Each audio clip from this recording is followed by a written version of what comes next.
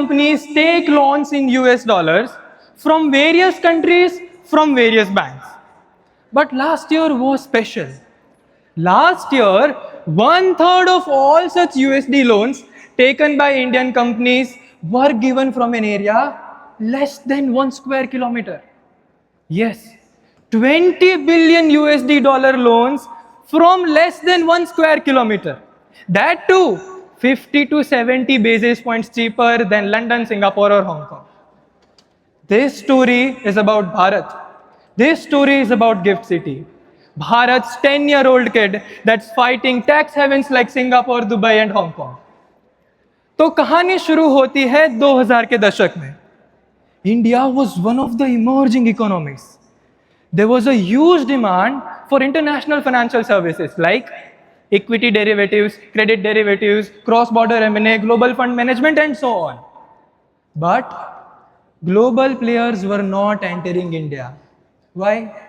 Complex regulations, SEBI, RBI, taxation, not worth the hassle. On top of that, Indian markets could be easily accessed from foreign countries.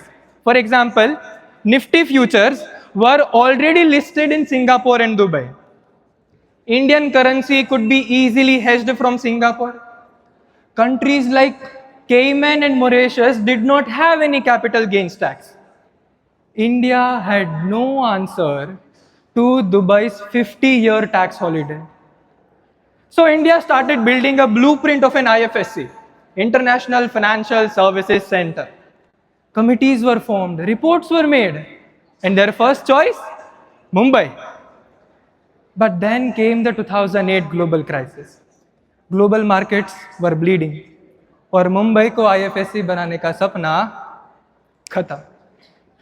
પણ કહેવાય ને ગુજરાતની આ ધરતી એવી મોક્ષ દ્વાર માટે કાનુડો જ્યાં દ્વારિકા વસાવે અને આખા ભારતને સરદાર પટેલ એક કરાવે. જે ગુજરાત લોથલ ધોલાવીરાના સમયથી વેપાર કરાવે અને જ્યાંથી થાય એક્સપોર્ટ પણ ભારતનું સૌથી વધારે. આમાં મારું ભારત જો IFSC નું સપનું વિચારે તો આ ગરવી ગુજરાત એમાં સાથ કેમ ન પુરાવે. So Gujarat government started building a special economic zone. Gujarat International Financial Tech City, aka Gift City. With smart leadership, smart negotiations, vibrant Gujarat, it was clear that Gift will be the new IFSC, and today it's a reality. So how does Gift City solve the problem? How does it attract global players? It looks like one simple city, but it's three different legal characters. One part of land is just normal India, that is domestic tariff area, where any company pays normal GST, normal income tax, follows SEBI RBI rules like anywhere else in India. And then you have inside special economic zone, where you get standard SEZ benefits like duty-free imports, zero-rated GST on supplies to them, Section 10AA deductions on export profits, etc. And then inside that is the IFSC. Here, a financial unit is considered resident outside India under FEMA, but the same unit is resident in India claiming tax benefits. So, when do these tax benefits begin? It begins with Section 80LA or Section 147 of the new Income Tax Act. It says all IFSC units get a tax holiday of not 2 years, 5 years, 10 years, 15 years, but 20 long years. Earlier, this holiday was just 10 years. But in budget 2026, ye dil mange more. So the holiday was increased to 20 years. Your profits can be 10 crores, 50 crores, 100 crores. Sky is the limit. Tax is zero for 20 years. And after those 20 years, you just pay 15% corporate tax, while the rest of India pays 25%. But tax holiday is not the only thing. There is a whole tax ecosystem. Let's understand this with an example. Suppose there is a non-resident named Bhurabai. Non-resident Bhurabai. Bhurabai, along with his friends, collect some money. Now, they call this collection of money a fund. What? Fund. They get this fund registered in Gift City. and decide to use these funds for high risk transactions like foreign derivatives, foreign shares, foreign securities. The entire income of this fund is tax free for Bhurabhai.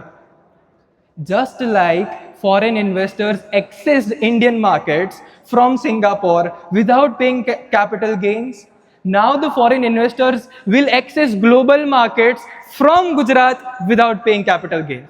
Uno reverse. But what if Burabhai doesn't want to establish a fund in Gift City? He just wants to invest his money in foreign derivatives. He will go to a foreign portfolio investor. Dubai mein, अरे बुरा भाई, we have foreign portfolio investors in Gift City. कुछ दिन तो गुजारिया गुजरात में. And all the trades from foreign portfolio investors for Bura Bhai tax free. Now let's understand a boring example. What if Bura Bhai has an aircraft to give on lease? Now if Bura Bhai gives that aircraft on lease to Gift City, the lease rent is tax free. As boring as it sounds, there is something really interesting about this exemption, but more on this on the next slide. And then you have the final cherry on the cake. No GST, no STT, no CTT, no stamp duty in IFSC exchanges. India simply built a foreign currency magnet. A big, fat foreign currency magnet. But want to see how this magnet works in real life? Let's see some case studies, and let's begin with that boring example. Air India, Akasa Air, Indigo, all such airlines used to take aircrafts on lease, mostly from Ireland. But now, if Burabhai gives those aircrafts on lease in Gift City, it is tax free. So Burabhai will give those aircrafts on lease to Gift City. And Gift City will further sublease to Air India. Because of this deduction alone, a lot of the aircrafts are now taking place through lease through Gift City. Same story is there for fund management as well. Over 250 funds were registered in Gift City with investments of over $26 billion, representing thousands of investors from dozens of countries. But the best part is relocation of funds back to India. At least a dozen funds from Singapore, Hong Kong, Dubai came back to India. Why did this happen? Because non-residents started to see India the way they saw Cayman or Singapore. Final nail in the coffin, Budget 2025. Deadline of relocation of funds was extended till 31st March 2030. So technically, foreign ETFs, AIFs can now redomicile to India, swap assets and units without triggering capital gains tax. The story of gift does not end here because annual budgets always brings a gift for the Gift City. Be it intercompany loans talking about deemed dividends or significant economic presence test for the fund managers, there is always a gift. But we should be honest about where we stand. In terms of global size, deal flow, balance sheets, GFCI ranking, Singapore, Dubai, London are still ahead of Gift City. Gift City may not be a replacement today, but it is an alternative.